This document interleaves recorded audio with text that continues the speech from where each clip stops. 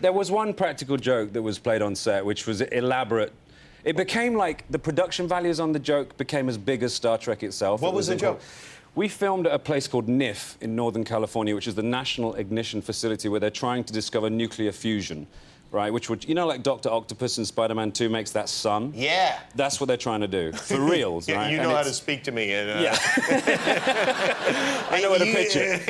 Right, okay. And this is like this, it's guarded by 400 bespoke security men. It's like, it's really top secret.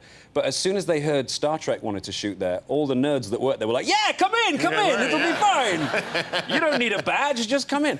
And so we went in there and we shot, and we put a lot of the scientists in red shirts, like you can see them in engineering in the movie. You see them because they're all taking their picture with each other. They got to be in the movie. Oh, yeah, they're taking pictures in the movie? Yeah, they were so excited to have the red shirts on. Like, you could see them in the back of shot just waving to their mothers. But I one day I was with Chris Pine in makeup, who plays Captain Kirk, and I said, you've got your neutron cream on, right? And he said, what do you mean? I said, well, there's an ambient radiation in the air which can give you, like, sunburn. You need to wear this special cream. And he was like, oh, really? And I kept him going for, like, 2 hours, and eventually I said he was going to turn into a lizard, which kind of gave it away. So then we thought, this is good. Let's do it to Anton Yelchin, who plays Chekhov. We had him going for, like, half a day. By this time, we got some of the makeup involved. They started making little pots of neutron cream and applying them. By the time Benedict Cumberbatch arrived 3 days later, everybody was in on it, to the point that the first AD had the whole crew doing this every half an hour, so that we got the ions out of our fingers and stuff. And by which time the props department had knocked up neutron gum in packets of neutron gum. And Benedict came on set, and we told him he had to put this cream on. He had all these dots all over his face. And I'd take him up to JJ to talk, and JJ hated it because he couldn't keep a straight face. So he'd call me names.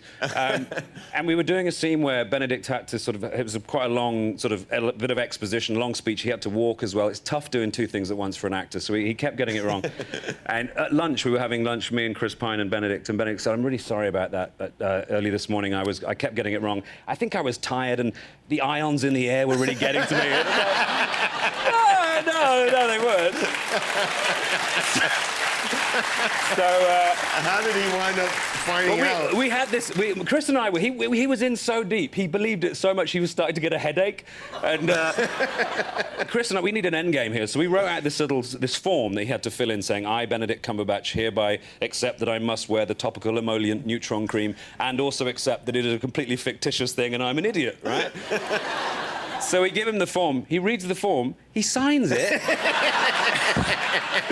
And he gives it back to production. And we're like, what do we do now? It's like, we gave him a huge out and he didn't take it. Now you have to kill him. There's yeah, really it's no... like two to the back of the head. So then, at the end of the day, I said to Tommy, our first AD, I said, tell me to read out the thing out loud. And then we'll have him. And so I started to read it, and JJ said, Benedict, you read it, because you've got a sonorous... Benedict's got an amazing voice. You read it. Yeah, you read it.